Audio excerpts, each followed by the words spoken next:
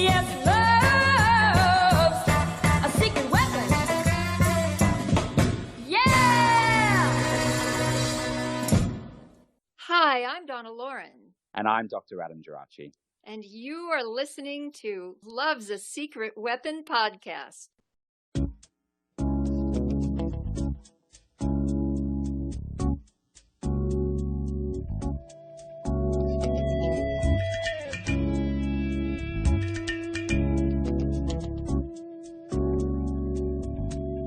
Look at us down here,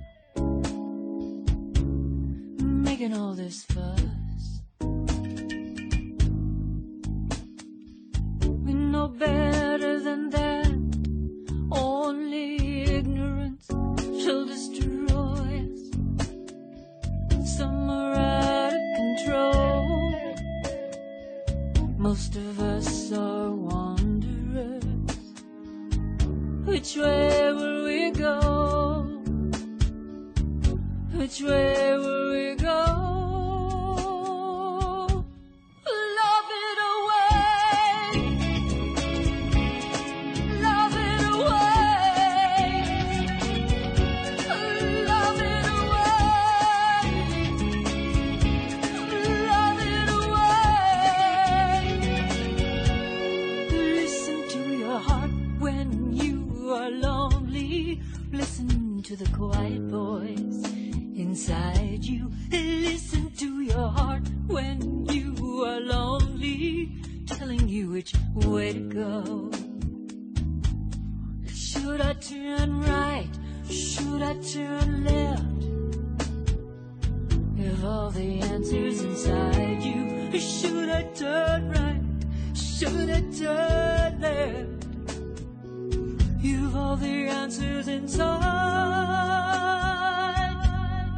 Love it away. Love it away. Oh, love it away. Love it away. Love it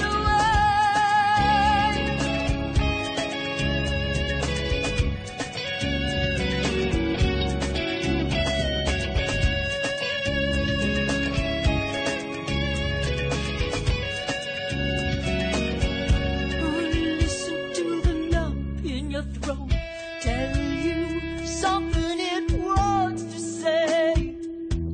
I know it hurts. It doesn't have to. Listen to your heart. Love it away. Love it away.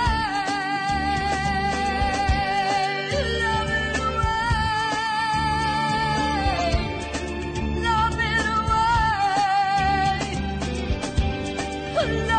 away. Love it away. Love it away. Love it away. Listen to your heart.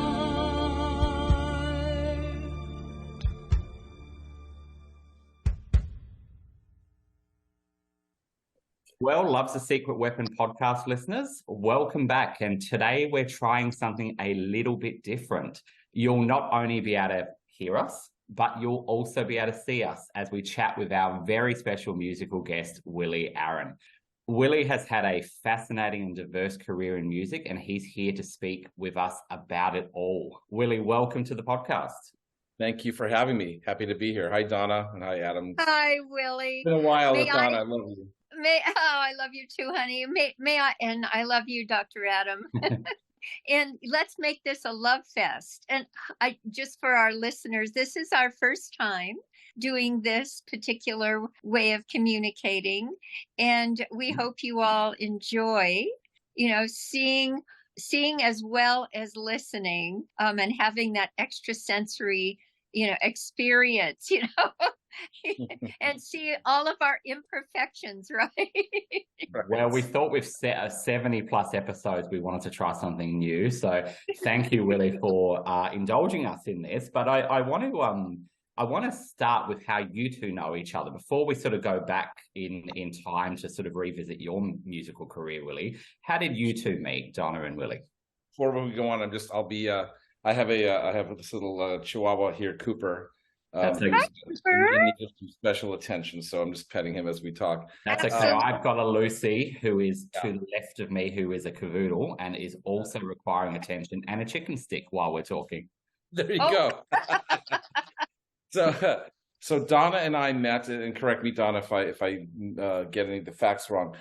We met some years ago through a mutual friend named Dominic Priori, who is a musical historian, written a bunch of books on the Los Angeles music history. Dominic and I have been friends for, I'd probably say about 15 years.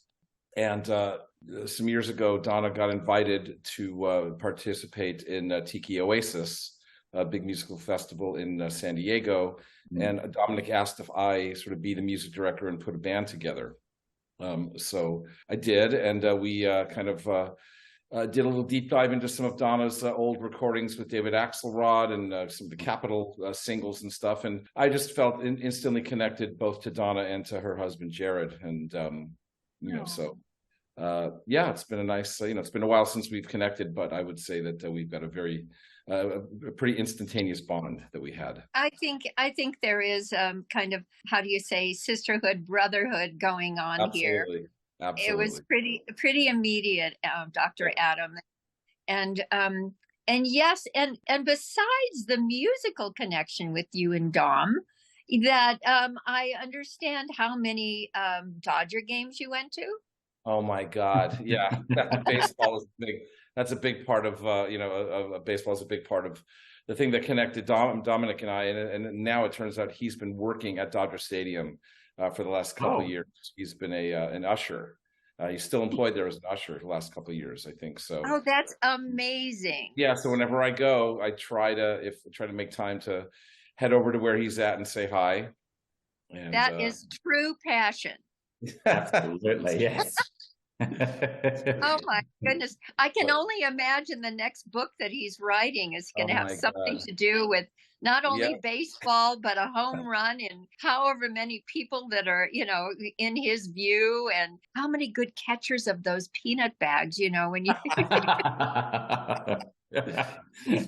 That'll definitely form a plot point. Yes. But music is the thing that just kind of above everything besides, my family and stuff. Music is the thing that just has animated, a good chunk of my life as a now 60-year-old adult male. Tell me. Now, when we started working together, Willie, we met at a rehearsal studio in Pasadena. Right.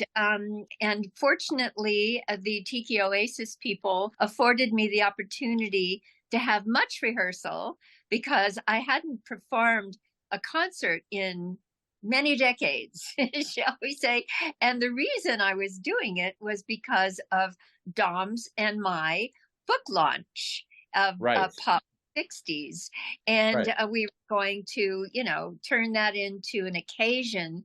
And so we started, if you don't mind, I'll just reminisce with you. Of course. So we started, and oh my goodness, you showed up and you had a cast on your foot. Oh, right.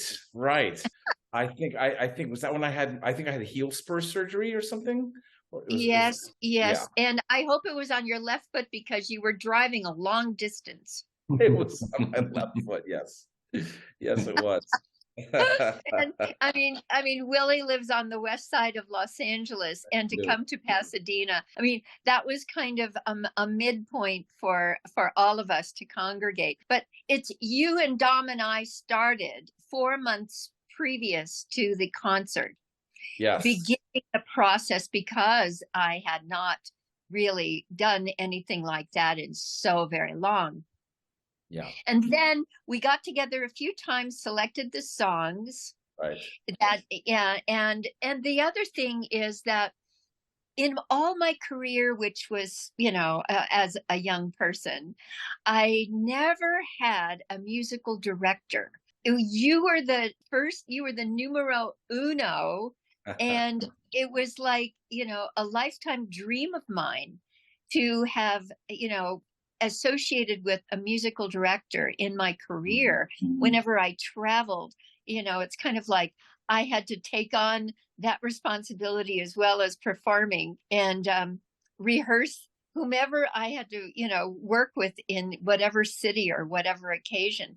So that was such a relief for me, Willie, to know that you're on guitar, you're on keyboard, and the songs, or you learned the songs and you knew them, and you could speak in behalf of me, and I could just be concerned about vocalizing Right.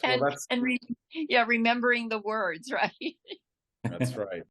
Hello, welcome to Tiki Oasis 2016. I am standing here with two members of Donna Lawrence's Shindiggers. We have Willie Aron and Deke Dickerson, and they just got off stage playing a fantastic set with Donna. How are you enjoying Tiki Oasis so far? It's wild. It's fantastic. It's my first time. Fabulous. And how about you? I've been hearing about it for years, but this is my first time as well. It's unbelievable. Is it living up to the hype? People really get into it here. That is definitely true. I would like to know what brought you guys all together as a band and with working with Donna. The person that put us together is Dominic Priori. And Dominic is a renowned author, expert on sort of 60s pop culture and surf and psychedelic music and Los Angeles history and stuff. Dominic and Donna are working on a book together. And this is from Donna's archive when Donna was on Shindig, and through her history as a sort of pop culture icon in the early 60s. And Dominic had asked me if I would be the musical director for Donna. It was to be her. This is her first live performance doing her 60s material in over 50 years. So this is like oh my gosh, like tonight? Yes. So this is like a big coming out for her. And so I assembled the band, and Dominic had mentioned that Deke had known Donna, and it just seemed like a perfect fit, and had a great time. I mean, that's sort of one of the things I love to do is just sort of be, for lack of a better term, like a Swiss Army knife, just somebody that just solves other people's musical problems or musical dilemmas and or challenges. And it's something that it's a skill set that I am very, very proud of having. And also I respond to people's personalities, and I'm very much interested in sort of like spiritual psychology.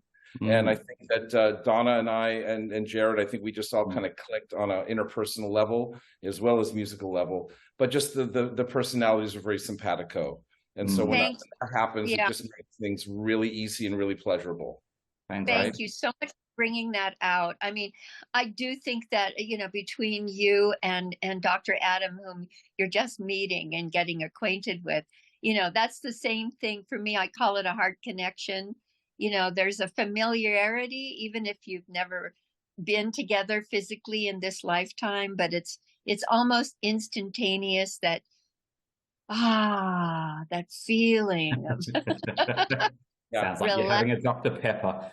Yeah, it's relaxing, it's refreshing. I mean, here's what I've learned as I've been a composer, I've been a performer, a songwriter, a producer, a session musician, being in a lot of bands. It's very important for me to feel part of a team. And it's important for me to kind of plug in whatever I don't want to say the word deficit, but if there is something that needs to be plugged in, that's what I like to do. But I like to do it in a context where I really understand the dynamic of what's going on interpersonally, and I've just always had that kind of gift and that interest. Connecting. You're a true collaborator.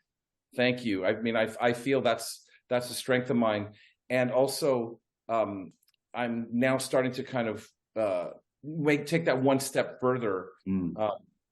As Donna knows, I have a duo, a band called The Holy Brothers. With my partner and friend Marvin Etzioni, who is formerly of Lone Justice. So he and I, we put out one album back in 2017 called My Name is Sparkle, and we just finished our second album. We just finished. I'll send it to you when we're done. Thank you. It's called High in My Balloon. And this is a record of kind of redemption in a way, because as Donna knows, I lost my wife in November of 2018. As you keep the memorial service, Donna, you and Jared. I do. And this was happening shortly afterwards. Marvin was diagnosed with leukemia, which he survived, and he's in remission. So rather than sort of traverse down the the darker paths of both of those things, illness and losing a spouse, both of which have their requisite dark paths, we chose to kind of focus on the redemptive part of that. In Marvin's case, there's a song on the album called Sunshine in My Veins, which literally deals with him having to go through chemo. So it's literally Sunshine in My Veins is a quite literal thing happening to him, as it's saving his life. And then when he found out that he was going to survive, when he found out that everything had sort of moved in a positive direction, he wrote this song called High in My Balloon for the album. So we've just kind of, and in my case also, just as a widower and a parent of now 15-year-old twins, there's a lot of paths a person can go down when they experience either loss of a spouse in my case, and also the illness of my collaborator and dear friend. We just sort of chose to focus on the positive aspects of what's going to happen now. I joined a grief support group in the face of my loss, which I think also helped pave the way for me to find true love again, which I did in July of 2018. I've had a wonderful woman named Belinda who I met in July of 2019, rather, sorry. Congratulations. Thank you. And we've been together ever since, blissfully happy. I got very fortunate. And so... it's the light in you that attracted the light in her and the light all around you, Willie. Thank you, Donna. I believe that to be true. Honestly, I really do believe that to be true. Because when you practice your faith, Dr. Adam and I talk about this quite a bit. When you practice your faith and you surrender to the source, we have the light in us. That's a gift. It's a gift. But it's minuscule compared to the source. And so when one surrenders and asks for this connection from source to the gift inside us, we're filled. And we have to remind each other, because we're living in the density of Mother Earth, which it has so many distractions. And so you're constantly making choices, but that light, it really helps you focus and stay on your path, Yeah, I mean, I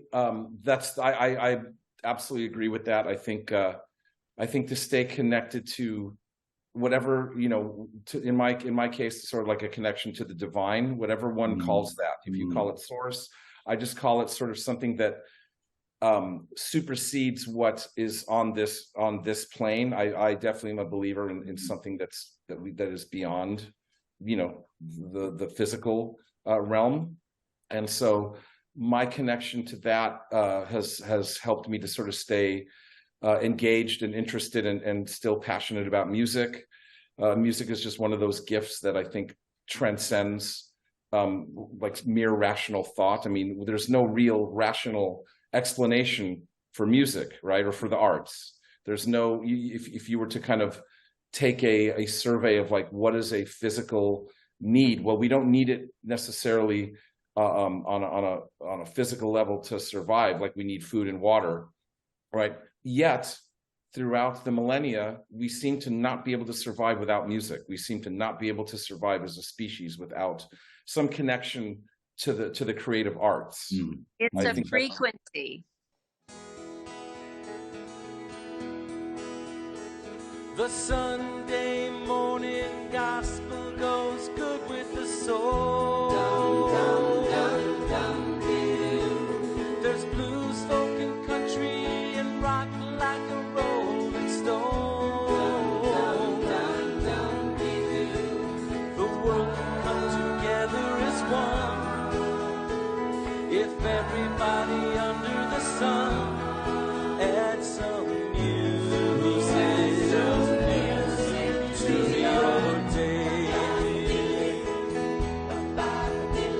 You'll hear it while you're walking by a neighbor's home. Dum, dum, dum, dum, you'll hear it faintly in the distance when you're on the phone. Dum, dum, dum, dum, you're sitting in a dentist chair, and they got music for you there to add some music to your day. Add some music everywhere. Add some music. Add some music. Your doctor doesn't keep you calm. Your preacher got into his songs to add some music to your day. Music, add some music, add some music, add some. It's like a companion for your lonely soul.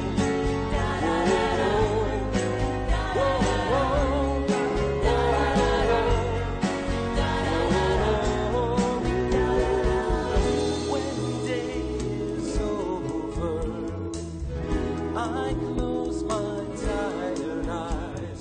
Music is in my soul. And a movie, you can feel it touching your heart.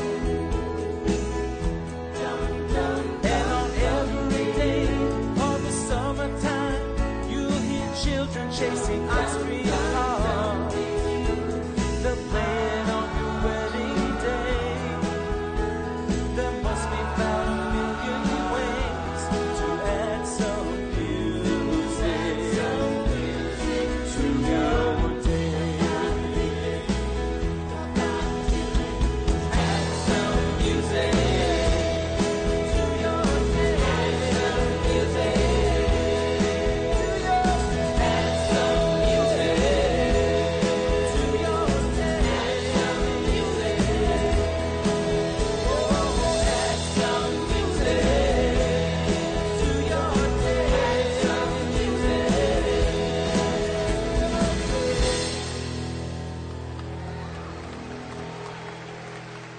Let's hear it for Willie. Yeah, it's a frequency, it's a vibration. It is something that we just cannot seem to want to live without, even in the when COVID hit, which was a devastation for the entire planet. Vinyl record sales went through the roof. I became one of those people that just went kind of crazy. I stayed home and wrote songs and played piano and played instruments, but I also kind of got back into kind of the history of recorded music. Well, may I interrupt you? Yes. Because I do, also, Dr. Adam, excuse our intimacy at this moment. You're being so patient and kind. Okay, it's okay. I've got my list of questions. Don't worry. We're going to come to them. Great. Okay, my love. And so, Willie, this ability to resonate in a very high vibration and tap into this frequency of actually it's photonic light coming in. There have been, shall we say, what do you call them?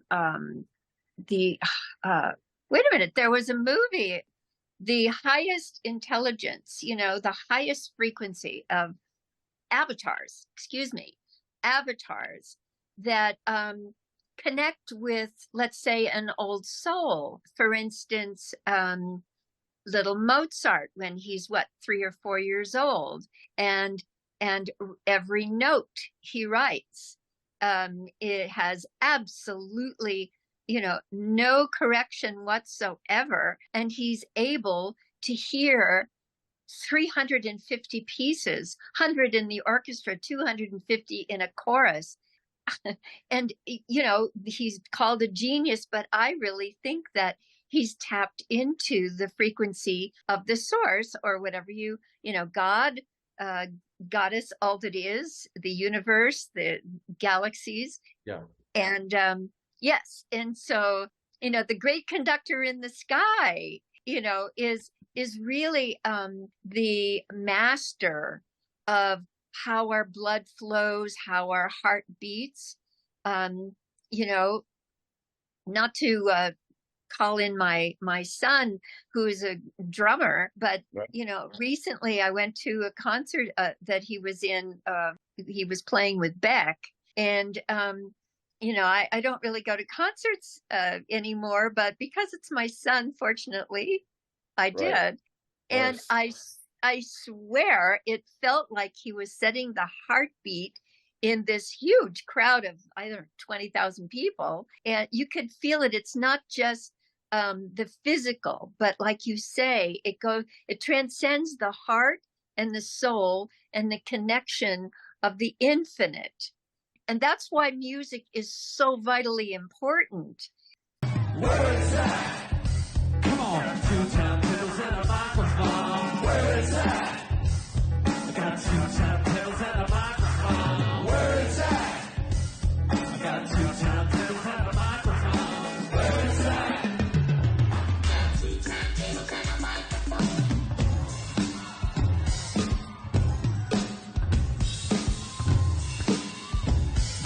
That was a good drum break. Pick yourself up on the side of the road. I was just going to say, I heard someone explain it once as, without art, whether it's music, whatever it is, we're spiritually bereft. And I think that's so true. And what you're talking about, Willie, that whole idea of COVID, where people needed this as a lifeline, whether it was making music, whether it was listening to music. I mean, interestingly, I think at that time, we didn't look after our artists enough. They didn't get enough here in Australia, enough government support, because obviously gigs and everything just ground to a halt. But we all needed that at that time. And for whatever reason that connection is, it's so important. And so I think I want to just take you back a bit briefly. First of all, great name for your duo. Can you tell us quickly how you came up with that name? Sure, it's actually a great story. So I'm Jewish, and I'm also a cantor at a synagogue. Been for many years. Oh my!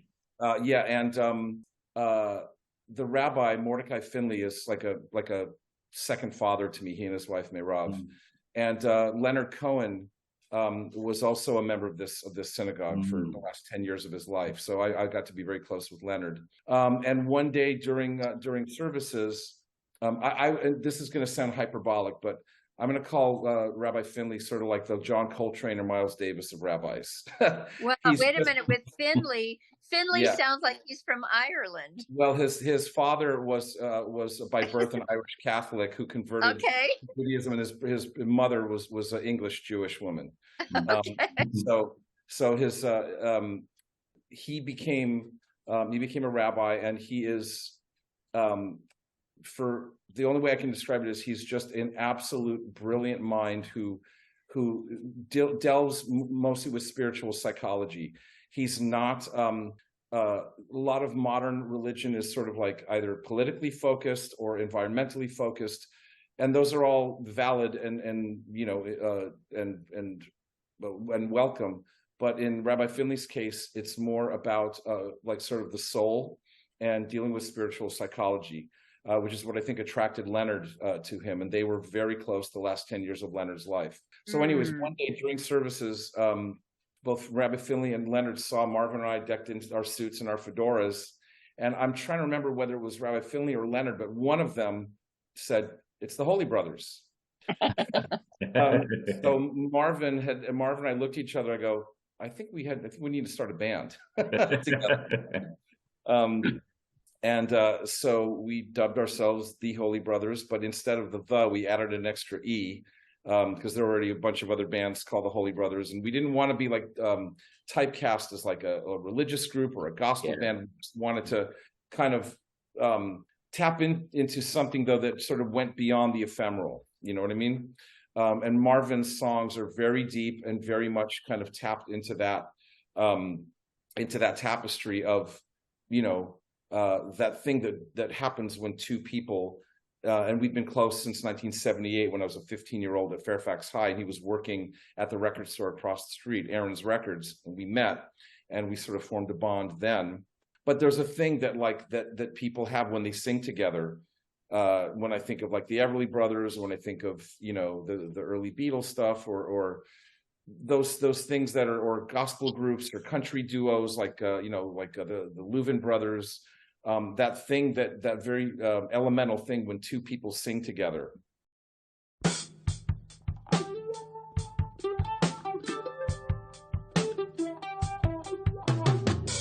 Are you waiting for something to change? So am I. So am I. Are you waiting for someone in vain? So am I. So am I. Bright lights in the promised land, under a broken sky. I just want to shake his hand. If I do, I know I'll cry. Elvis in Jerusalem. Elvis in Jerusalem. Elvis in Jerusalem. Yeah, yeah.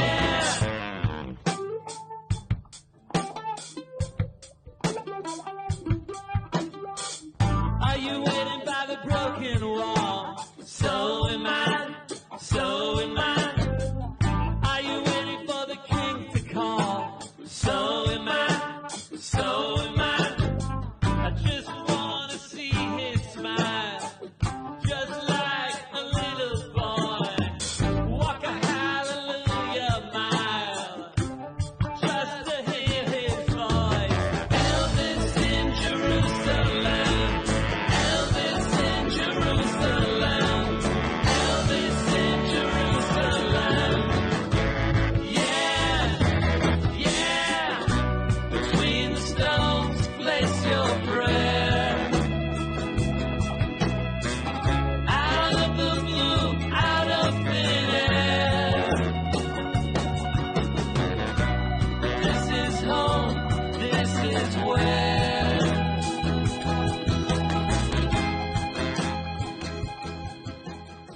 Magic. That is magic, right? And so exactly right. And so we wanted to do something that was very unadorned and very intimate, and put the focus on just the voices, and almost have the two voices be the orchestra. And that's the thing where a lot of music now is very dense and very layered and almost like tailored for like an ADD generation, which we find in, I think, a lot of art and a lot of like the movies. Everything's like CGI generated or AI generated, and it's very dense, and it's very much like it doesn't allow the listener or the viewer to fill in their own space And to expand, this expansiveness. Yes. We wanted to do that. We wanted to kind of keep the instrumentation to a minimal level, and we wanted to let the listener kind of be the third member of the group and fill in the space themselves, which I say takes a certain level of boldness to go, we're not going to overstuff the sonic picture with a lot of stuff. So that's kind of still our mission statement. And, when you hear our records, you'll sort of hear there's, sorry, the dogs are barking. There is that kind of thing where you have to kind of have the stamina to kind of listen and not be distracted by a lot of overproduction. Yes. Well, I've been listening to this artist called Billy Strings, and he comes from a bluegrass environment, and he's very versatile. He's very diverse, but he specializes in the bluegrass, and that to me is like gospel. It's the connection with spirit as well as connection with all the hearts in the room, and it's very elevating. And again, you take it with you. It increases your vibration, and it fills you with so much love. And the response that you see, if Adam, are you aware of Billy Strings? Yeah, absolutely.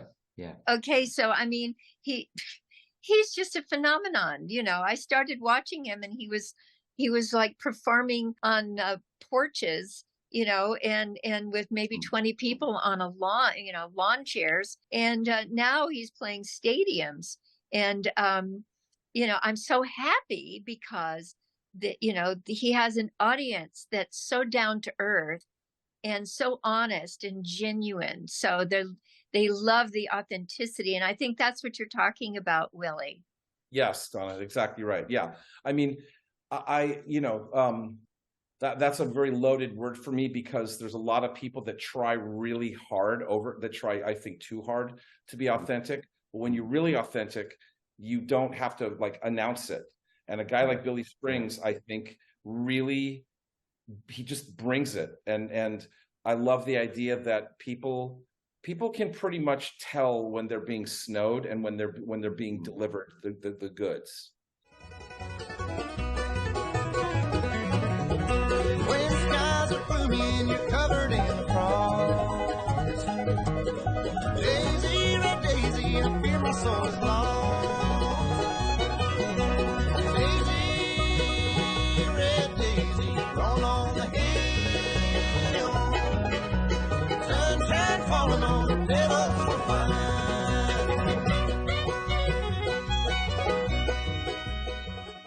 Same thing with Leonard Cohen. Exactly right. I mean, I learned that just from being around him, the Marvin and I being around him to the extent that we were. There was nothing phony about that guy. Not one iota of phoniness. Of course, he went through the monastery for how many years? Right. He became an ordained Zen monk, and that was a very, very illuminating and difficult time for him, because after he was there for the 9 years that he kind of he was done with music, he had sort of had everything he could, he had sort of had it up to here. He moved to Mount Baldy. He was studying with the Roshi up there in Mount Baldy, and while he was there, he was being systematically ripped off by his materialism. Yeah. Right. How succinct though, because I'm very good friends with a Zen monastery abbot, as well as a wonderful female monk, and there's no materialism. They don't own anything. Right. It's and very aesthetic. How ironic, that he goes in that direction, and this happens to him. But he didn't think of himself as a victim, did he? Well, here's the ironic thing is, he had come to, the reason that he joined our synagogue was, I met him, my friend Larry Klein, who was a brilliant record producer and bass player, and Larry used to be married to Joni Mitchell. They were married for 10 years. Larry had gotten remarried to a wonderful Brazilian singer named Luciana Souza. This was back in 2006. So Rabbi Finley, and Larry had been a member of the synagogue, and I'd known him then. Larry had gotten remarried. Rabbi Finley had officiated the ceremony, and I was sitting next to Leonard at the reception table. It was my wife and I, and Leonard and his girlfriend Anjani Thomas, and Rabbi Finley to the right of us. And I had, and he was very taken with Finley's sermon. I was playing with a woman named Rebecca Pidgeon at that time, the singer-songwriter. She was married Absolutely. to David Mamet, still married to David Mamet. I had Leonard had told Rebecca and her husband David Mamet how much he had liked them, like their acting, and I said, well, Rebecca and I are playing at Hotel Cafe in Hollywood on Tuesday night. The wedding was on a Sunday. He goes, well, where's Hotel Cafe? And I gave him the address. Never in a million years thinking that he would show up. Boom, 2 days later, he's sitting right in front of me. I'm on the stage and he's right there. And I'm doing everything I can to keep my composure.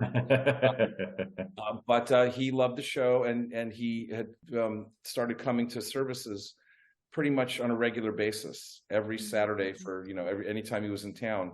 And he went back on the road, and he more than made up the money that he had lost. And I don't know if it was because of the spiritual work he had done or the spiritual preparation he had done, in his work as a Zen monk, but really his work with Rabbi Finley, they were very close. And, well, he was rewarded by God. Yeah, I mean, he definitely is the greatest, as they call the third act. It was the greatest third act that I've ever experienced, I was just going to say, Willie, did you do some work with Leonard? Yeah, so during that time, he had asked me to co-produce some tracks with him and his ex-girlfriend, Anjani. They had split up, but they'd still worked together. So we had, I co-produced some tracks for them that are still unreleased, but it was a very gratifying experience to work with him. So wait a minute, they're not released. What's holding it up? Well, there's all sorts of stuff going on between his manager and Leonard's kids, who are the beneficiaries of the estate. So I'm not at liberty to kind of like go into any details, but I know that for I don't know when we'll ever see the light of, if we'll ever see those tracks. Oh my God! I did get to work with him, and that was a great experience. So I'll always have that. Whatever happens to those recordings in the future, I have no control over. Yeah, I would. Oh my gosh, he's such a healer. It would be so marvelous for that music to be released, especially now on the planet. Where we need so much healing. We sure do. By the way, I wanted to kind of go in a tiny bit of a direction with Dr. Adam, and because when you talked about loss, I just was made aware of an excerpt of a television news show in Australia that Dr. Adam was invited on to discuss loss and grief. I thought, Dr. Adam's specialty is empathy, and we talk about empathy a lot. But Adam, do you want to expound on, that subject and relate it to what Willie was saying? Yeah, thank you for the lead-in for that. It was very unexpected. I'd done some work, and this is going to sound, stay with me, everyone listening, because it's not grief and loss in the sense of, say, the loss of actual relationships, but I did some work looking at art and looking at how we relate to fictional work and what happens when those bonds we form with fictional characters or books, movies, TV, whatever, when they end. And this idea that we do go into this sense of loss and this sense of downheartedness or emptiness because we have bonded with those relationships, which are interestingly not real, but to us they kind of are real. So we're not talking about grief of the loss of an actual person, but the idea of that we do grieve the losses or at least experience a sense of loss when our connection to that art is no longer there for whatever reason. A series ends or a celebrity or a musician or someone we've bonded with has passed on. And I think it is an interesting one because we often speak, Donna, on the podcast, we often have fan guests come on and talk about the connection they had to your music, for example, or your work, and how very real that was, and how that can either be, sort of a background to their life experiences, or it could have been a form of identity.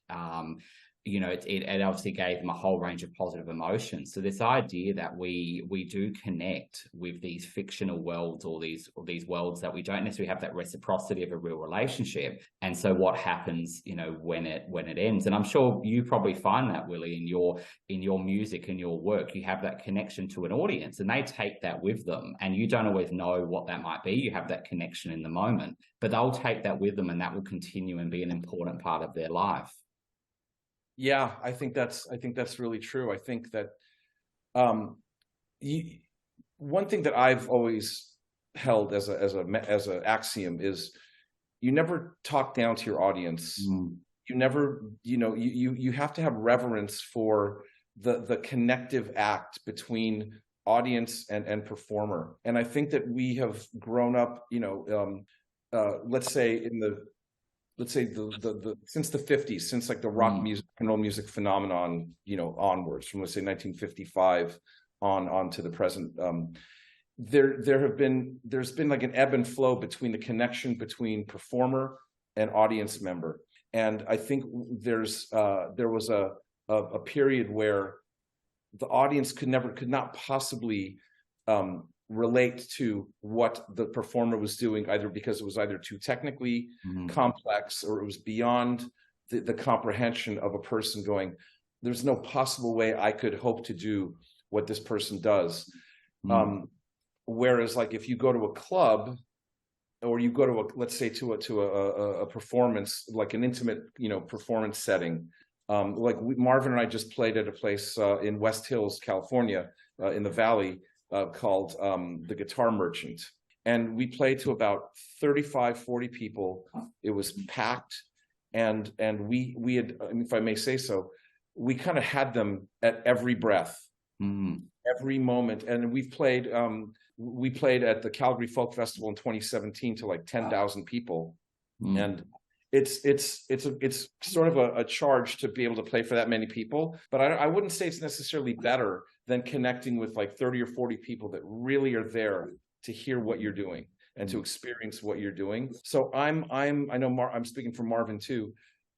We really are trying to create intimacy, and I think that's a thing that people, like Donna said earlier, I think people really need that connection between performer and people who are taking in the music or taking in the art.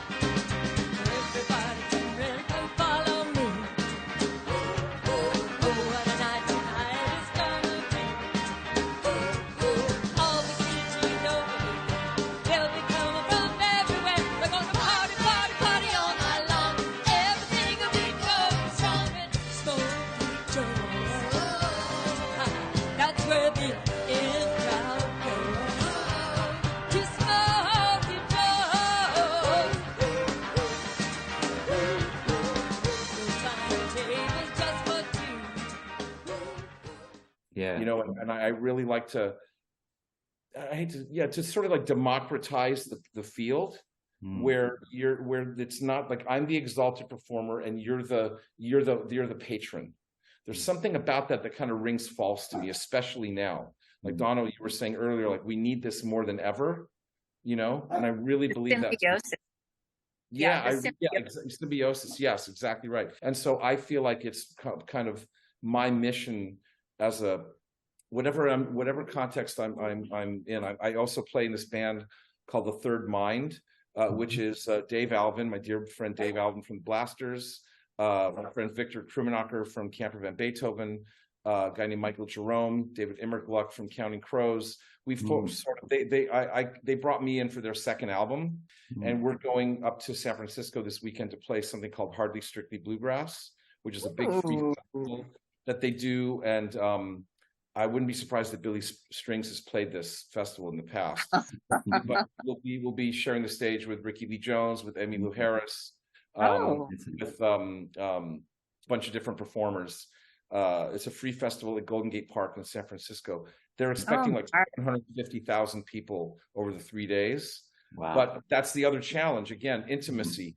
And this is a sort of a psychedelic exploratory thing where I'm in the background. I'm not singing. There's a great singer, Jessie Sykes. She's the lead singer, amazing singer. I'm going to be just playing organ and keyboards in this band. And again, trying to create like sort of an intimacy with, you know, a sea of people. But that's been my whole mission, is to try to never lose sight of that intimate connection between performer and audience. Yeah, because Donna, how did you, I was just going to say, to follow that up, I was thinking of you that you've performed in the smaller venues. You've performed particularly, you know, in the 60s in these big venues. How did you connect to those audiences at the bigger level, let's say? What's your... You talking to me or to Donna? Oh, Donna first, and yeah, then Donna. Definitely. Yeah, I'll answer your question, but before, I would just like to lay some groundwork, because at one point I was very interested in amphitheaters, and I started studying the Greek amphitheaters that are, you know, 3,500 years old. And what I discovered was that the venue, you know, was created to bring in psychology, and the play was directed toward patients that were brought in to catacombs under the stage so they could hear the actors above them speaking to the audience, but giving them the message, the truth, the information, the knowledge, the wisdom. And that's the origin of theater to me.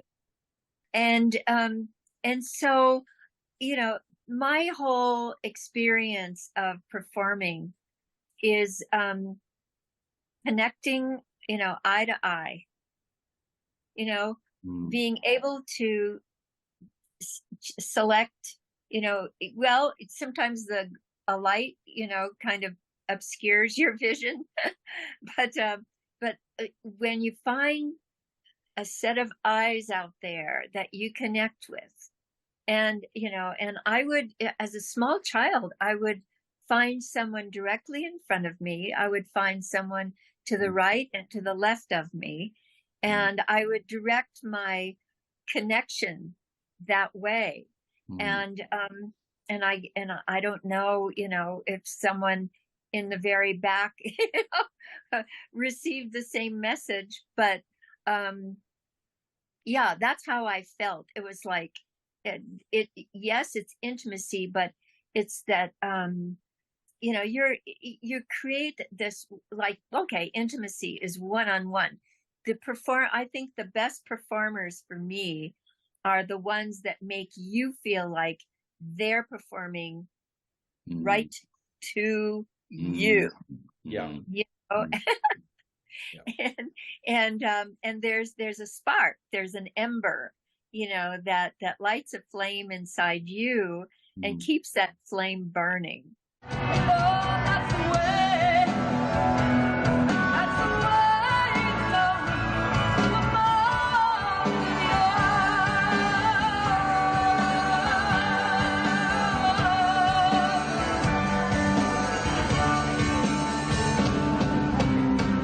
It only hurts when I cry.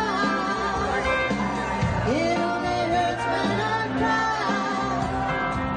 It only hurts when I cry.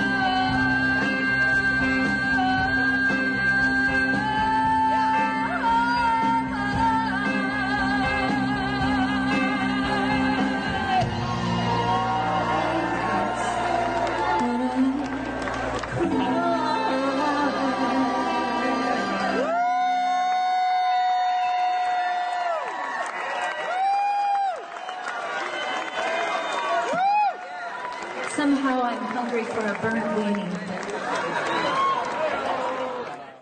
And I one other thing, I did see a performance, on YouTube. I'm a real YouTube junkie now. I guess since pandemic, it's like it's kind of my core go-to. But I've been seeing a few Glastonbury concerts, and there's like 500,000 people in the audience there, and apparently there is kind of a vortex of energy in Glastonbury that maybe isn't spoken of, but is definitely there, and I believe probably most great theaters all over the world, are either unknowingly or how do you say that, intentionally placed on that site, because there's an energy field there, not just acoustics, there's a deeper reason to put that stage or put that venue right there.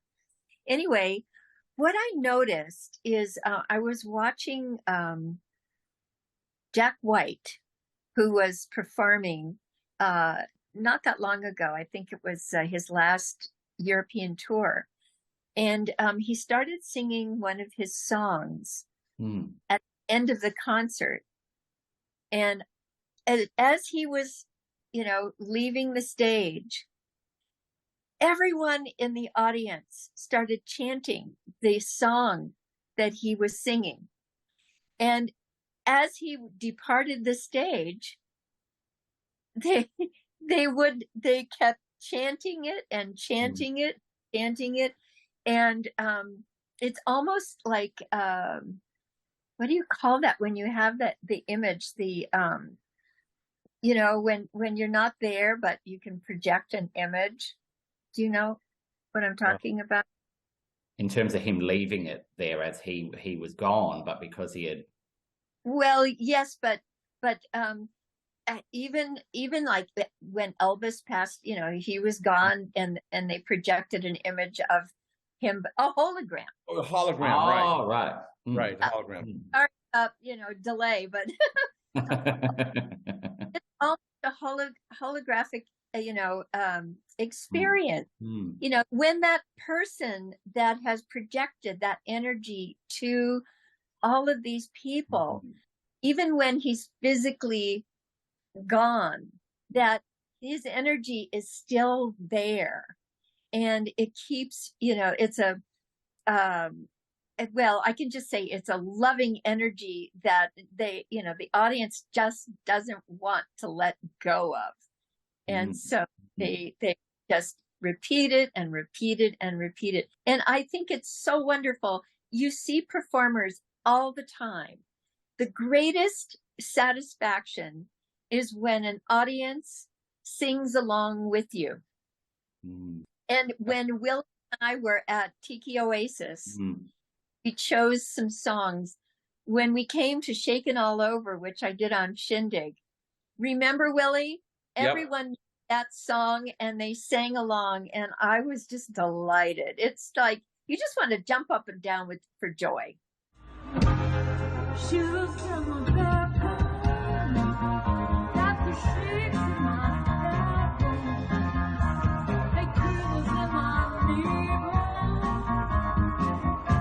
He's shaking all over. Let me hear it.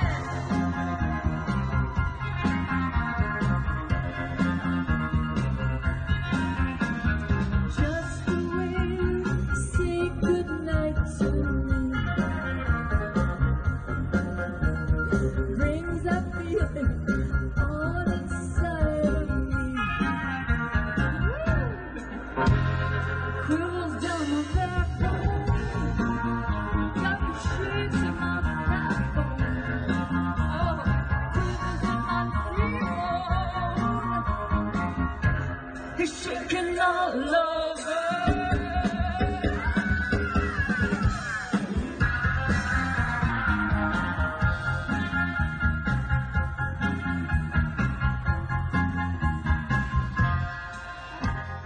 Well, Adam, I don't know if you've seen any of the YouTube performances of Donna with us at Tiki Oasis. I have, yeah. I mean, I can just speak as a member of the band, looking out into the crowd. I mean, the Donna was absolutely, and I mean this, you were absolutely magnetic, Donna, and the it's not just magnetism.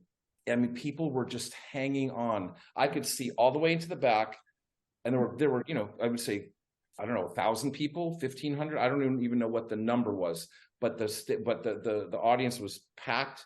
They hung on to every word, and Donna brought it. I mean, she really delivered the goods in a way that wasn't fake. It was with Dick Dickerson, with Dick Dickerson, yep. Right, and Debbie Clare from Brian Wilson's band, and Teresa Cowles and Jim Laspiza, and I mean, we had a really great band, and everybody, and these are all like lifers like me, like just people that we've all been in music for so long, and not only are we professional musicians, but we're fans, and that love, and that's what Jack White is, and that's what a guy like Questlove is. Jack White has been able to parlay his absolute love of music into a career. He has his own careers, obviously he had the White Stripes. He has his own great solo career. He has a record company called Third Man Records, and he has a magazine called Maggot Brain. And these are for people like me who are complete fanatics, like who can't get enough of like all forms of music.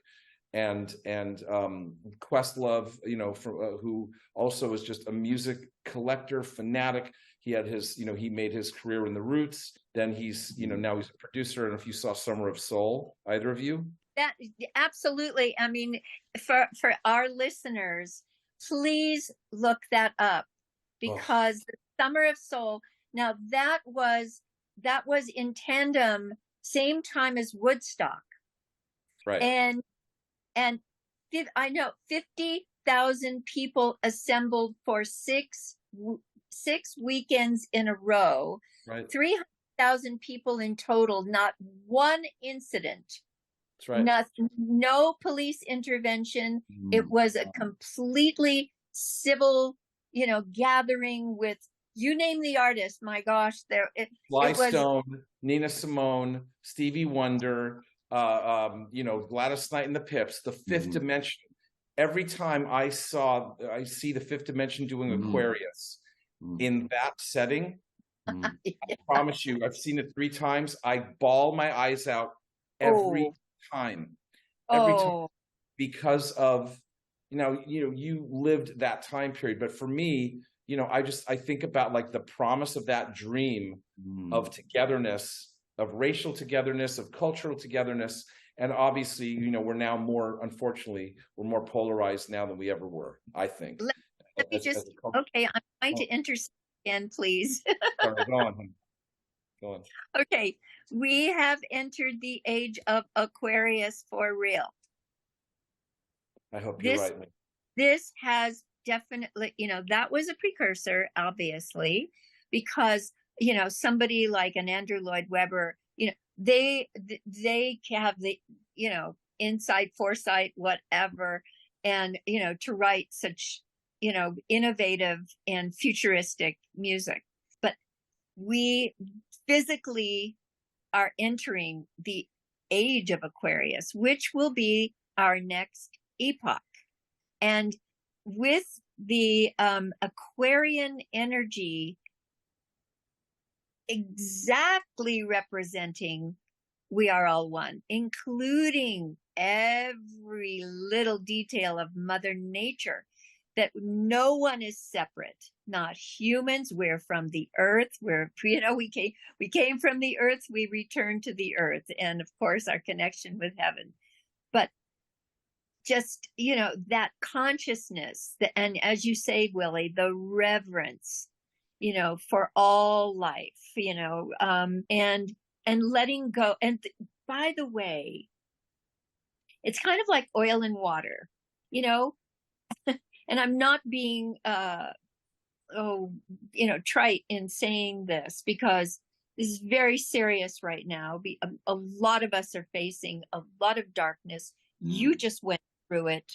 and it takes so much courage to face the darkness within you. And I believe that pandemic, as you were saying, so many of us went in and searched our souls and had the courage to see, maybe some of the dark side. If not, then I think the separation is really like the oil and water, for clarity. The density of some, in my humble opinion, is the reason for the separation, and it comes from a different energy. There is a higher frequency that's happening. And for our listeners, I'll just verify that I've spoken about this, Dr. Adam, you can remind me, but I, at one point, almost 25 or more years ago, stumbled onto a book called The Shift. And Willie, this might be really interesting for you because, in terms of your body's chakra system, starting with the crown and ending with the root, and the heart is in the center. Well, each chakra in our body system resonates with a different sound. And in the past, the sound was generating E flat, and E flat is associated with the solar plexus. And the solar plexus is where your digestive system is. And I think a lot of us have been having gut issues, and hopefully it doesn't manifest into disease or something terminal. But, for anyone who is suffering, from anything, in their whole digestive system and microbiome,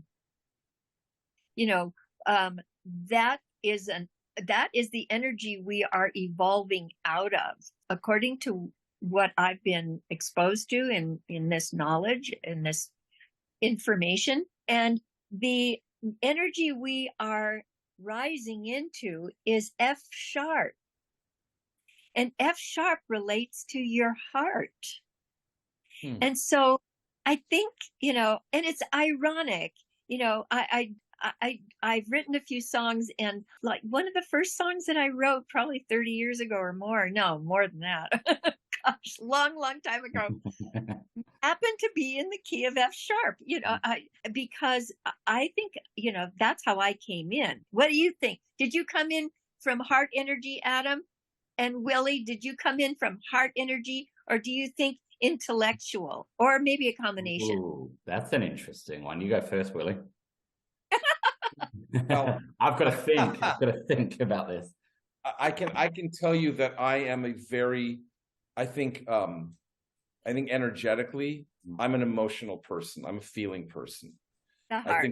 I think that's where, So I think that's where my first sort of impulse wants to go. But I also feel like the dance between the intellect and the spirit is where I live and I reside, because one of the things that as a now 60-year-old man, I believe that you cannot, I don't like to lead with my feelings, because feelings change.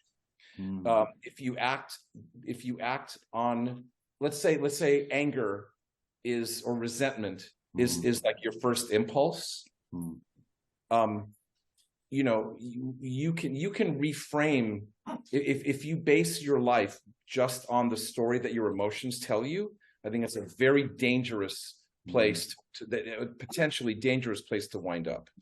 So I try to metabolize the dance between what my feelings, what my heart tells me, and what my intellect is guiding me towards.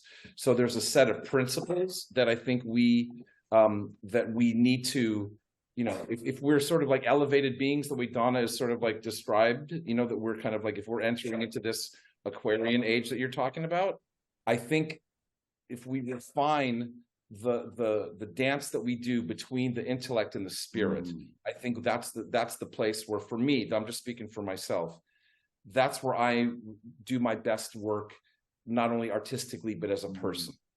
Yeah. Is kind of I the think balance. yeah, it's like mind, body, spirit, mind, body, spirit. Yeah. It's like figure 8, mind, body, spirit, mind, body, Right. spirit. Adam, your turn. Okay. That's interesting. I think I'm probably very similar to you, Willie, that whole idea that lead with the heart, but I'm also in this very sort of intellectual world, I guess, and I've got to pull back from that sometimes, because I think there's a difference between what I see as sort of thought versus what's kind of behind those thoughts. I was kind of talking a bit about this over the podcast, this idea that sometimes we treat all our thoughts as real and an accurate representation of what's, going on. And if we have a thought, we have to attend to it because it must be important, and kind of discerning between what are the useful thoughts or what are the thoughts that can guide you, or the intuitions that can guide you, and what perhaps is all the kind of junk that we've built up thought-wise over time. And I've sort of sometimes used this sort of metaphor when I'm speaking to some of my students, this idea that we sometimes almost need to treat our thoughts like emails. Some emails are really important and need to be attended to right away. Some can be put to the side for another use, and some are just spam and can be treated that way. And for me, it's been this real realization of being more discerning as to which thoughts are which. And that idea, I think Eckhart Tolle talks about, that idea that we can look at our thoughts. So therefore, we're not only our thoughts, where there's something beyond that ego, which I know Donna and I have spoken about a lot. So I think that's been really important, particularly in the pandemic, where people's fears have just been running rampant. This ability to step back and acknowledge those fears, or to acknowledge that unease or that sadness or whatever people are going through during this time, but also to keep it almost in a balanced awareness as well, so we don't become so fused with those thoughts we can't see the difference between the ones that are useful and the ones that are just letting our anxieties, run rampant at the same time. I love this, what you're saying. I love this. And I'll tell you how it applies to me. In between my work as a musician, I obtained a master's in clinical psychology back in like 1997. So I thought, okay, well, if the music thing doesn't pan out, I'll become a therapist, a psychotherapist. I had serious interest in it. I did plenty of psychotherapeutic work myself, and one of the things that I've learned, and again, I'm just speaking for me, I'm not globalizing it, but for me, perseverating on your past, is, and I've seen people who are stuck in a world, in a narrative of trauma, of psychological trauma, psychic trauma, emotional trauma, that they can't get out of. And so they spend years and thousands of dollars and years in psychotherapy, where they're continually sort of obsessed about whatever trauma was done to them. And I'm not minimizing that that's real. For a lot of people are stuck and they are traumatized. Yeah. But we have to learn, or I have had to learn, some disciplines and some methodology to not get stuck. Like, for example, the year that my wife was dying from cancer, I found out that I was adopted. Wow. Yeah. So my parents, who were my adoptive parents, who were both Holocaust survivors, like a different person might have crumbled and might have just gone on some existential search to find out their parents of origin. I didn't do that, and I still haven't done that, because I didn't grow up in deficit. And when I say that, I mean my adoptive parents, I'm going to call them my parents. The ones that chose me, that loved me, that nurtured me, that gave me the life that I enjoy now, that I have now. Those are my parents. So I don't have the existential deficit that maybe somebody else who had a childhood that was full of, that feeling that sometimes children of adoption feel like, or even kids of their birth parents or their place of origin feel that they were born to the wrong family. They energetically, psychically don't feel that they were in the right family.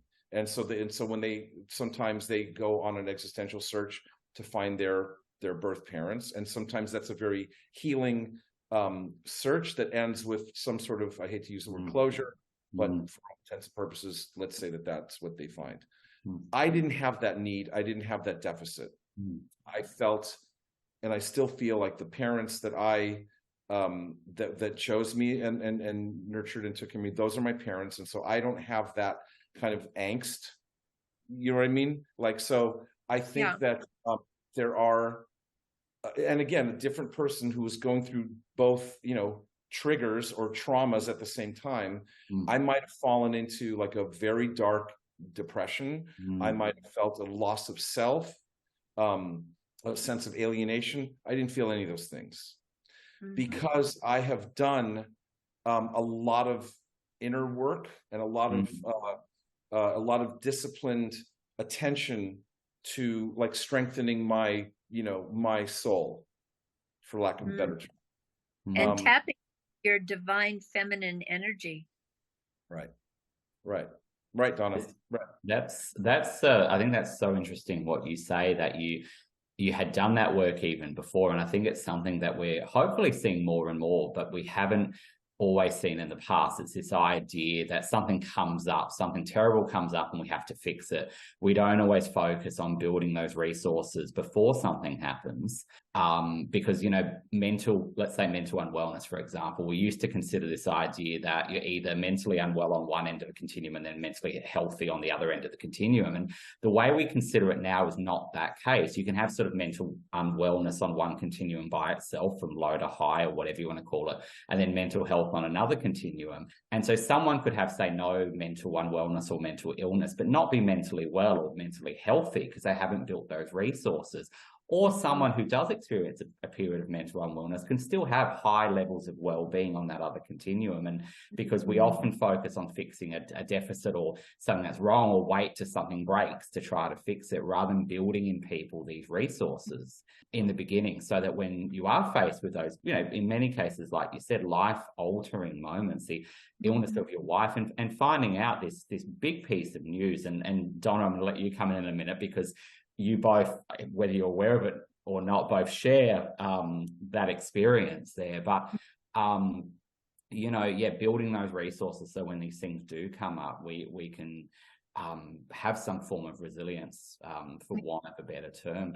But Donna, do share if you... Actually, I will channel my comment in the way of it, more general, because I believe that we all come in with a certain capacity for a threshold of pain that we can endure. And, and if you are a fragile being, that life experience, you may not be able to cross over that pain threshold without it destroying you. And so, it's almost like building compassion for any one of us who have that capacity, to go into and face, the darkness within. Some of us, have come into this life to reconcile many generations, and because we just, kind of came in with that criteria. Okay, I guess that's what my job is in this lifetime. And so that pain that one suffers, like Willie, you're saying that you received the love and affection and attention that served you completely so that you could be exactly who you are. And that's the true gift, whether it's your biological parent or a chosen family, or any chosen anyone, whoever serves that purpose. And anyway, that's where I would go, is that individually we each come in with a particular pain threshold, and it's not to be judged, Absolutely. it's Absolutely, Donna. I mean, one of the things I learned in my grief support group was, and it seems obvious to name it, but I'm going to say anyways, is that everybody's experience with grief is their own. In other words, even though we were all brought together to do this, to do this work, just because we each shared the experience of losing a spouse, every one of us who experienced that was our own, and there's no sort of expiration date for grief. There's no I can't even, even though my experience was different than some of the other people in the group, they had lost spouses quite suddenly, in let's say an accident. I was the only one of that group whose spouse had gone through a prolonged illness. So I watched my wife, have sarcoma, which is a cancer of the soft tissue. She had a tumor in her shoulder, and she had actually, was her second bout with it. She had gotten it in 1996, 2 years after we'd gotten married, and it reappeared 20 years later in the same place, but just much more aggressively. So my experience was my own. And, we could come together on a nominal level, but the reason I say that is I'm not an advice giver. And so it's not for me to, even though someone else has gone through grief, their own, I can only share what it was like for me to experience my particular pain and grief and loss and the aftermath of it. And it's not for me to tell someone else how to deal with it, other than just to and if anybody asks, I can tell them. But I feel like there's a set of disciplines that worked for me that have benefited my life, but that's I'm not an advice giver, so that's just the thing I wanted to say about that. That's I was just going to say that's so interesting you say that, because in the empathy research that I do, I look at that idea of past experience and how we bond with other people through past experience. And I think what it sounds like you're saying is on the one hand, there are certain things that happen with grief that many people experience, but we can't presume that even if in your support group you've lost a spouse and someone else has, it doesn't mean that those experiences are the same, or those griefs are the same, or those processes, or whatever we want to call them, are the same. And I think that was just listening to you talk about that idea of that you can share your experience and you can listen to that other person, but you're not imposing this idea of I felt that way, therefore they must feel that way.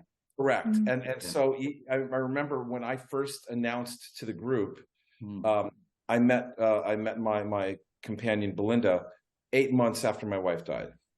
Now, some people might think, that's a short amount of time. There's all sorts of prescriptions that we tell ourselves about what is, quote, like the right time to find somebody else, or not at all.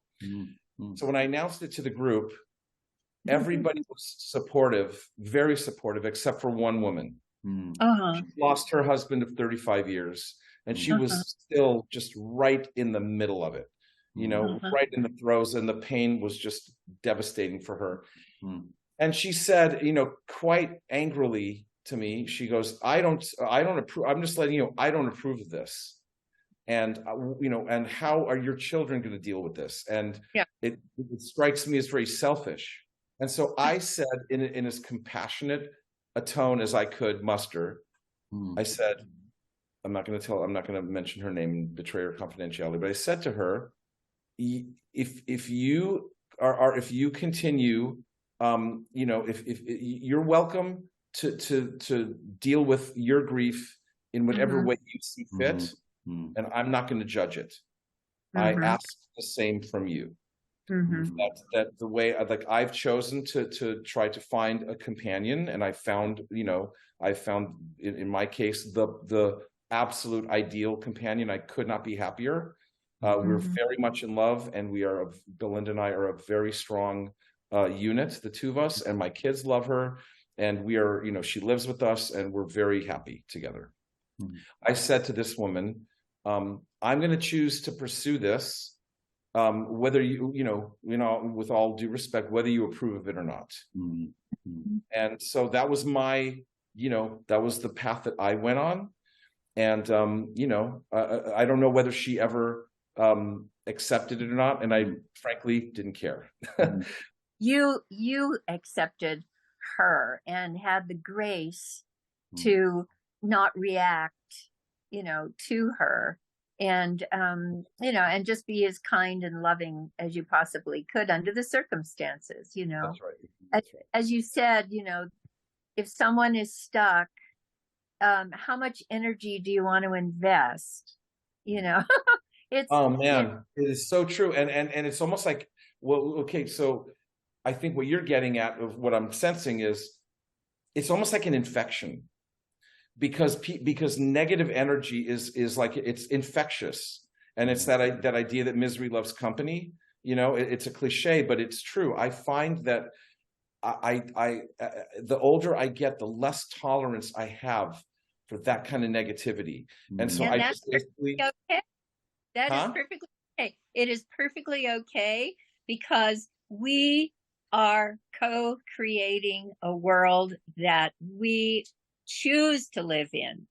Those who have not chosen, but who happen to remain in a past energy of conflict, then out of some awareness that is it, I don't even know if you want to use the term loving, but I would say loving or would be compassionate or something. Yeah. You try I try to have compassion for them and just go, not for me. Yeah. Like, it's just like, okay.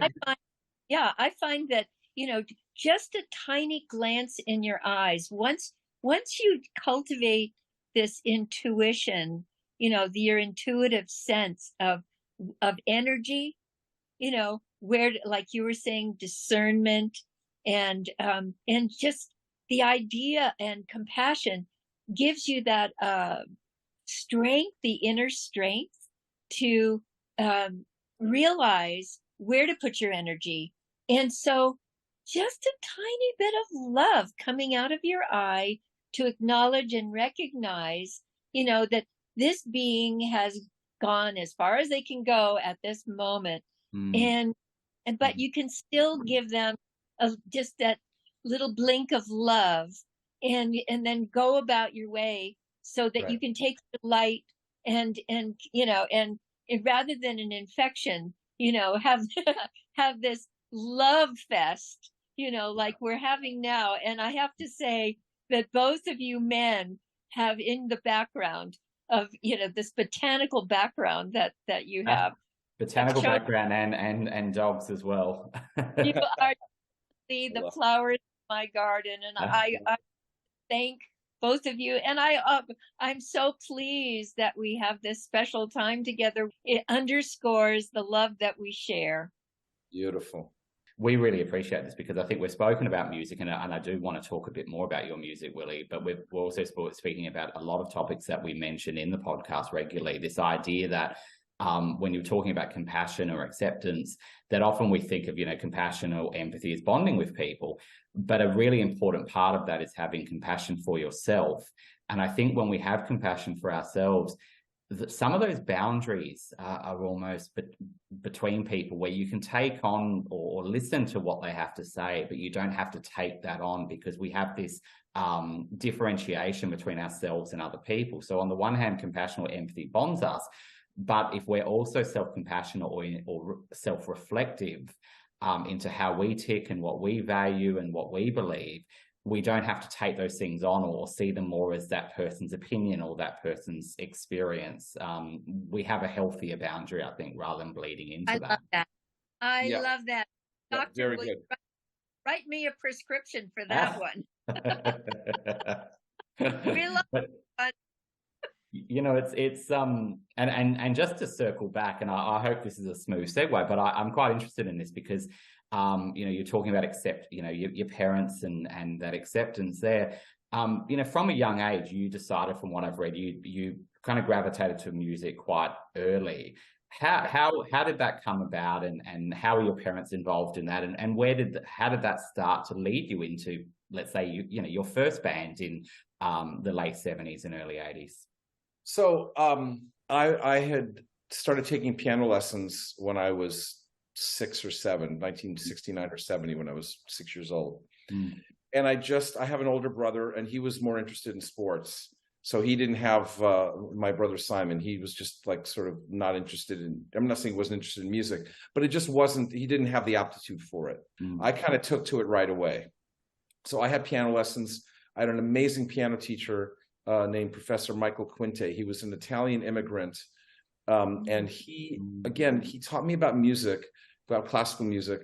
But again, he was more of like a world thinker, and he would talk to me about astronomy and about the cosmos. And I was already kind of interested in the kind of ephemeral parts of the universe from a very young age. I knew that music was just a thing that I didn't know quite specifically what path it would lead me towards, but I just knew I wanted to envelop it.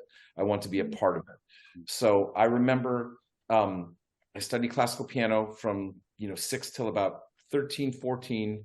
And then in the mid 70s, I kind of got hit with, rock and roll right away, like the Beatles, the Rolling Stones, Jimi Hendrix, the Who, the Kinks, Dylan, Motown, Ray Charles, Booker T. And at a time when all of my peers were interested in like Pink Floyd, Led Zeppelin, Genesis. I wasn't geared towards that kind of progressive rock thing. I already had kind of an older soul in me, I think. So I was already interested in like black music. I was interested in rock and roll, the roots of it, 50s, 60s, certainly. And then I kind of like the history buff in me kind of went earlier back into, actually, I need to say this because Donna will appreciate this. We had a mutual friend, Donna and I, in common, P.F. Sloan, Phil Sloan. And after Phil passed away, Donna gave me a little figurine of Beethoven that belonged to Phil. Do you remember that? That is on my piano to this day. It's about 10 feet away from me. Hold on. Get it right there. How beautiful. This that you gave me. Oh, honey. Okay, resides on my piano that belongs to Phil Sloan.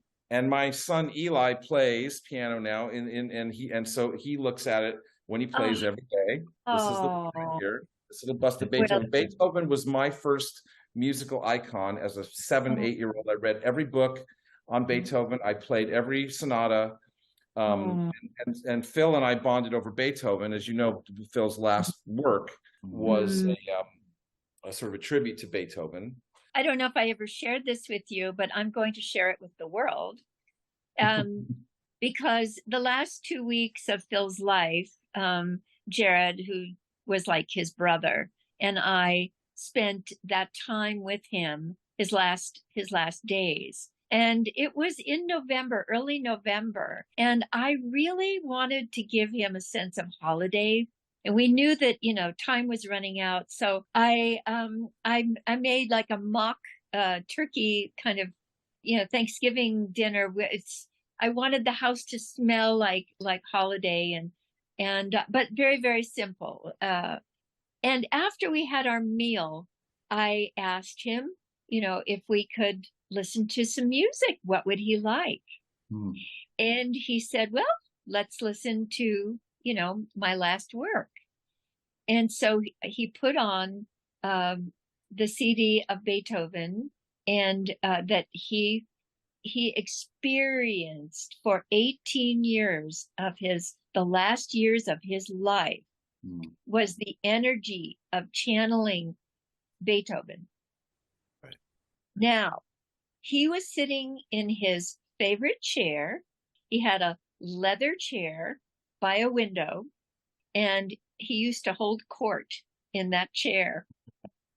And he sat down, but he wasn't very comfortable, and the music was playing, all of his original music. And it was actually a rock opera. Right. And he had to rise up because he just wasn't comfortable. And as he rose, both Jared and I saw a vapor behind him of this wild hair and dark circles around his eyes. And actually, Phil, at the end of his life, took on those characteristics of Beethoven. As he rose out of that chair and left the room, Beethoven made his presence known. That was very clear to Jared and I, both witnessing this. And we knew that Beethoven's ability to heal came through Phil and, created this music. It's like being, just being a channel and opening up and being receptive to that, and then becoming the instrument, that manifests it.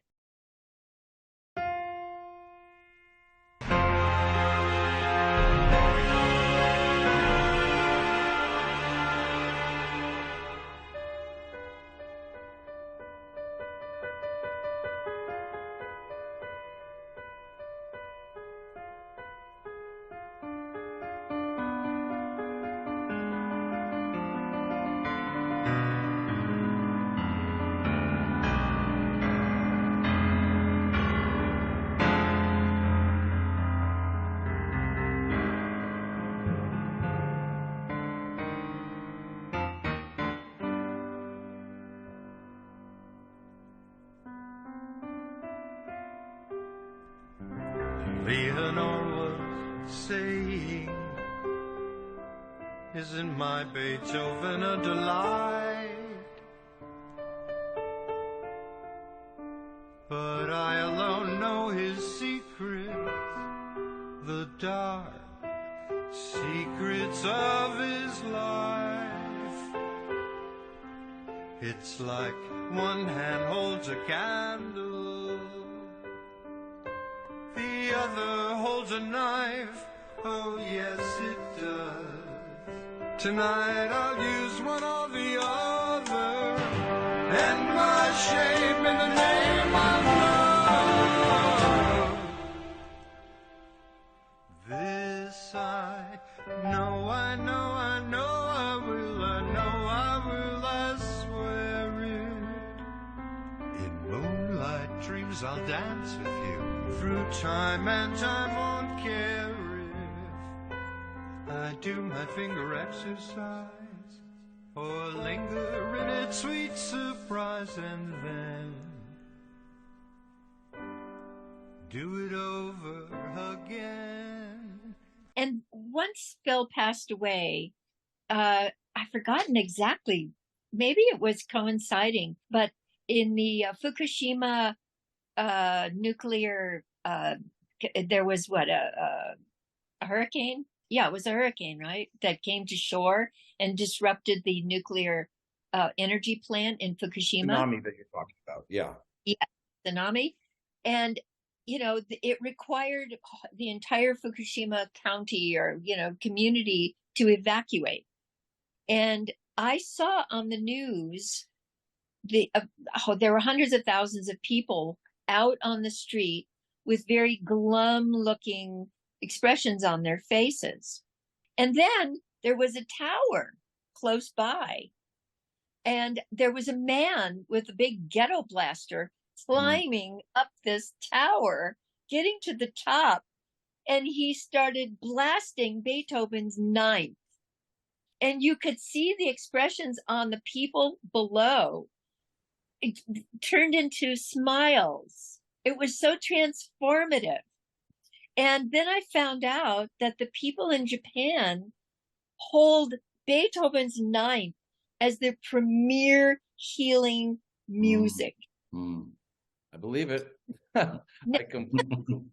So, of course, my promise to Phil before he passed away was to say somehow, some way, before I close my eyes for the last time, I would love to find some avenue for your beautiful music to be shared with the world and help to heal. So I call on Ludwig von Beethoven to come come forward with this music and really kind of integrate himself and Phil's music and this incredible effort, and which we can also share with our listeners.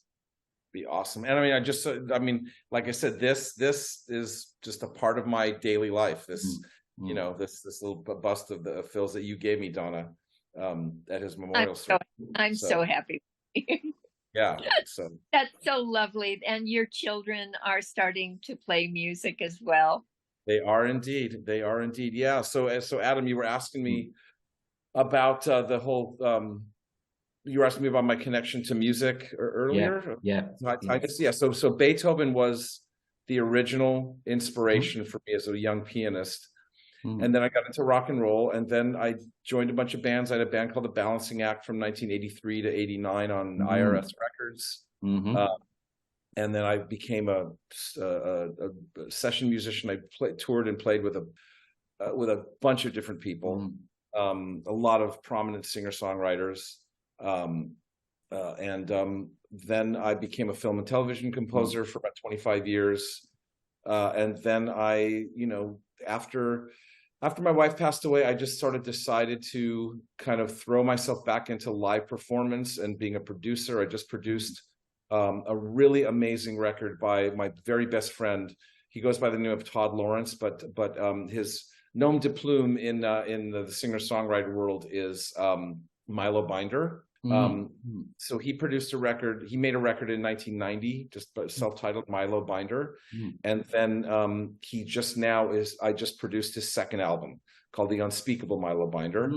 Just finished completing it. It'll be out sometime next year. It is an amazing record. He's a phenomenal singer-songwriter. I was very proud to produce this album. 12 songs of just lyrical depth. If you like stuff like John Prine and Loudon Wainwright, Gordon Lightfoot, he's just Todd is a very, very gifted singer-songwriter.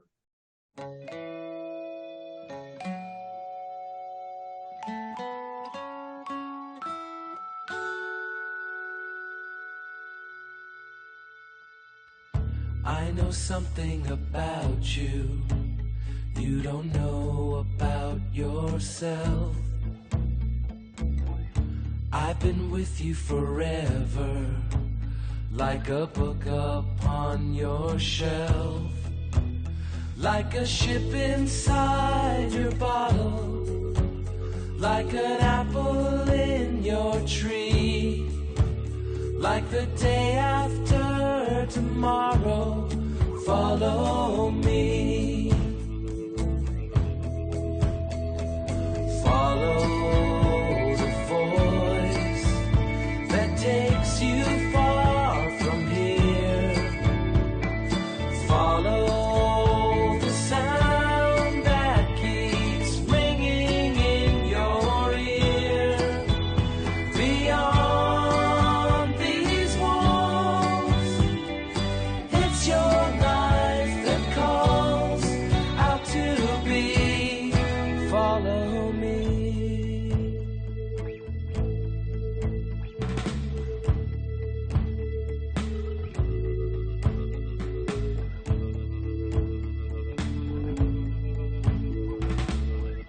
I know something about you. You try so hard to hide, and I will never desert you to this world you've made inside. Like a light on the horizon, like a ferry across the sea. If you're ready, close your eyes and follow me. Follow the voice that takes you far from here. Follow the sound that keeps ringing in your ear. Out of the blue,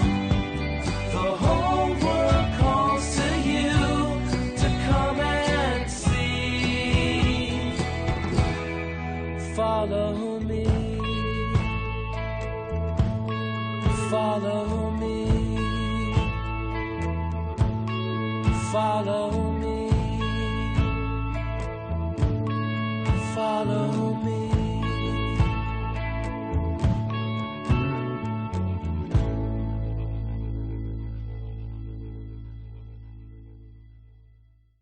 So that'll be coming out next year. The second Holy Brothers album, Behind My Balloon, will be out next year as well. Oh, exciting. I play like the Third Mind 2 comes out October 27th. I just feel like in a way, and then I'm going to also really start working on my own music, because part of me is like, I've been such a support player. It's now time for my voice to be heard too, you know? Yeah.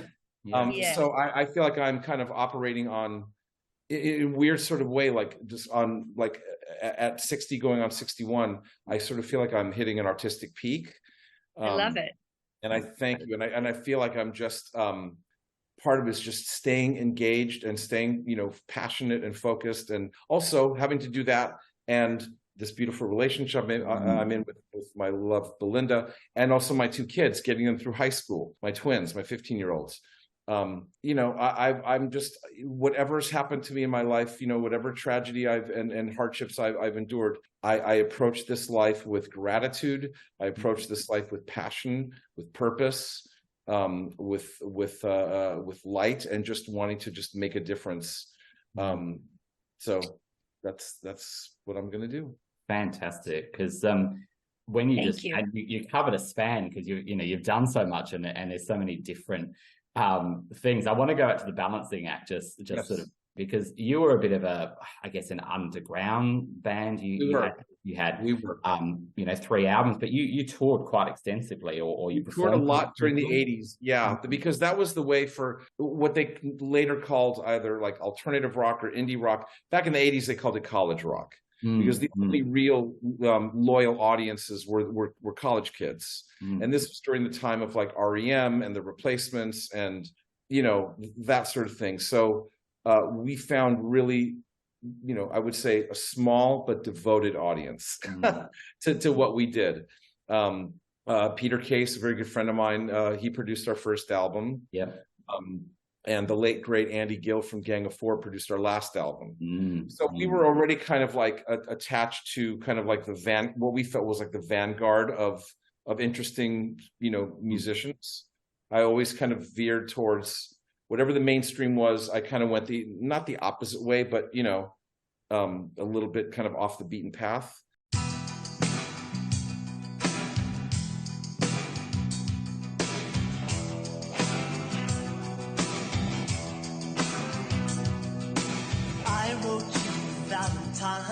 I sent it to you in jail.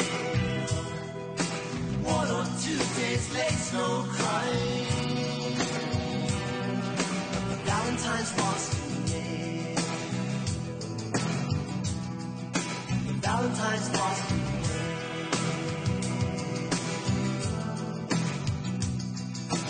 I wrote you a letter to say that justice would prevail. I knew this would help you feel better, but the letter got lost in the mail. The letter got lost in the mail. And I dream of you till I am delirious. Civil disobedience, mysterious. You're a passion flower wilting on that prison bus, while the system is crumbling all around us.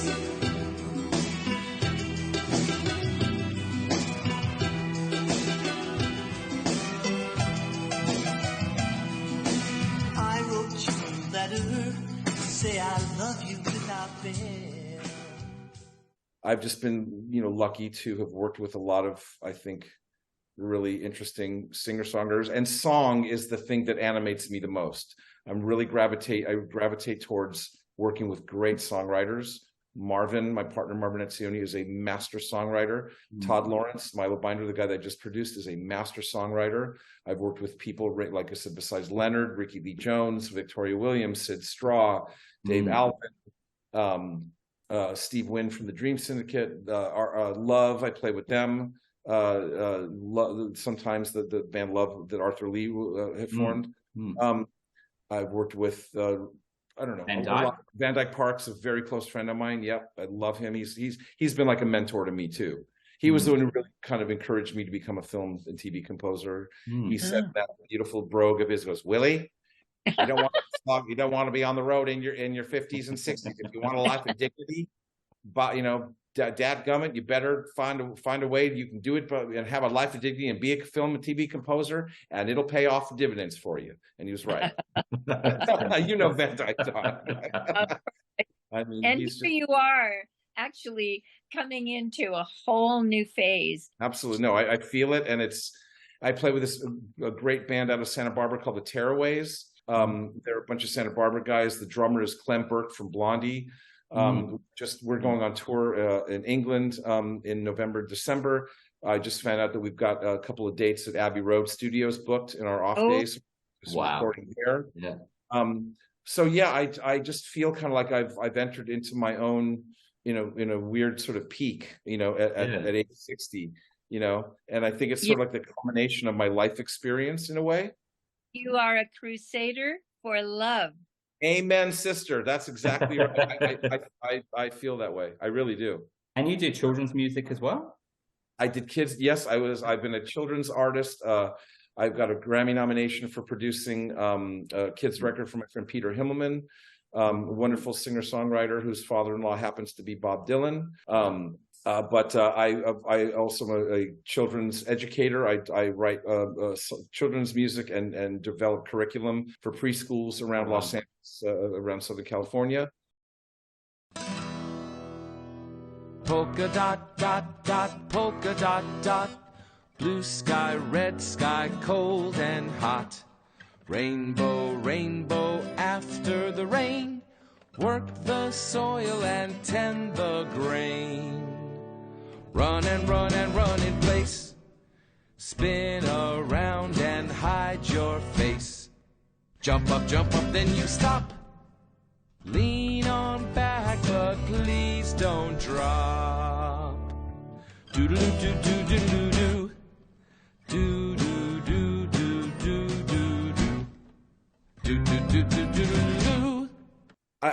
I don't know. I'm just so engaged and interested in all forms of music. I have a improvisational group called the Illustrious Ancestors with my friend John Kruth. It's all improvised. He recites poetry and we, sort of like back him. I'm a member of this group called the Wild Honey Orchestra that raises funds for autism. We've done tributes to the Beatles, the Beach Boys, Buffalo Springfield with Richie Furay, the band with Garth Hudson, the Love and Spoonful before the pandemic. The last thing we did before the pandemic is we backed up the surviving members of the Love and Spoonful. Sebastian, Joe Butler, and Steve Boone. Let's see. More possible film soundtracks and TV stuff. But you did True Blood. I did some music for True Blood. Yep. Yeah. Did a bunch of episodic television. There was a series called Unsung, an R&B documentary series that I did for 8 seasons with an old partner of mine, Joey Peters. I've done a lot of trailer music, commercials, jingles. I mean, I've spun a lot of plates to pay a mortgage and raise 2 kids. God bless you. Well, thank you, Donna, and God bless you. I mean, I feel like music is just, I don't know, I'm still charged by it, and I think, again, that balance of intellect and spirit that we were talking about earlier, Adam, I think that's really guided me through a lot of my life, which enables me to kind of enter into whatever it is I do, whatever project I embark upon. Also, there's a Balancing Act reunion that's going to take place next year. Fantastic. So Jeff and I are working on, my partner in the Balancing Act, we're working on songs to record next year. There's always, I always view every day as like a new musical opportunity. Yeah, that's tremendous. And the fact that you mention all these people, because I think you're really highlighting that idea of the collaboration and the collaborators you've had and the ability to do that and the importance of that and the centrality of that. Because, sometimes people talk about their music or whatever, and that's fine, but they don't necessarily mention all those other people. But you've talked about all these diverse people that you've worked with and what you've gotten from them and what they've gotten from you and what you've made together. Yeah, I really believe in the power of collaboration. I really believe in it as a guiding principle for my life. You guys were talking about ego earlier. You have to have a healthy ego to be able to survive in this world. I think we all have witnessed people who have terrible crises of the spirit and terrible battles with their own ego. But I don't have that. I have been a collaborator because I think my ego's been strong enough to be a support person, and not feel threatened or feel insecure. That, like, I know what my strengths are as an artist, and I know how to be a collaborator. And I believe, there we go. There we go. She's finally made herself known. Hello, Lucy. Hey, Lucy. There we go. Yeah, we're definitely dog people in this family, for sure. It's about talk about balancing act. It's a balancing. Very good, Adam. Exactly. But like all of it, and I'm just now starting to think, well, does the world need my own my own songs and my own music? And I'm like, yeah, I think I'm gonna attend to it this year. This next year. I applaud. It's all part of the same thing. There's no, somebody said, I think maybe even Donna and I were talking about this years ago. There's no difference between me entering into a classroom of preschool kids and teaching them the principles of music versus like working with a legend like Leonard Cohen. To me, it's like I don't make the distinction. It's all part of bringing passion and purpose into whatever I do. And whether it's teaching preschool music to kids, or whether it's playing in front of, thousands of people, or playing in front of 30 people, or making a record, or producing, or writing, it's all part of the same, the same creative spark that I think I bring to this world. That's beautiful. Yeah, just as we wrap up, this is this is a question we often ask our guests. Do you want to ask the question, Donna? The usual love's a secret weapon question. I think in some ways you've already answered it, in many ways, Willie, but go ahead, Donna, you ask. Yes, Willie. What is your secret weapon? I think I'm guided by love. I know the song "Love's a Secret Weapon," but my whole guiding principle behind life has been love. I've enjoyed it. I've given it. I've experienced it, and I have more to give. Oh, beautiful! Fantastic. Thank you, Willie. Thank you so much for I hope to see you in California. Oh man, please, let's make that happen. That'll be so beautiful, and we'll have to go surprise Dominic. Yeah, man. Yeah. Then Adam, I would love to come to Australia. Maybe one of these musical endeavors takes me up there. Yeah, absolutely. Please. Well, thank you so much for joining us. That was. Oh, you guys have been amazing. Thank you guys. Lots of love to you both. Love to you as well, Willie. See you soon, my love.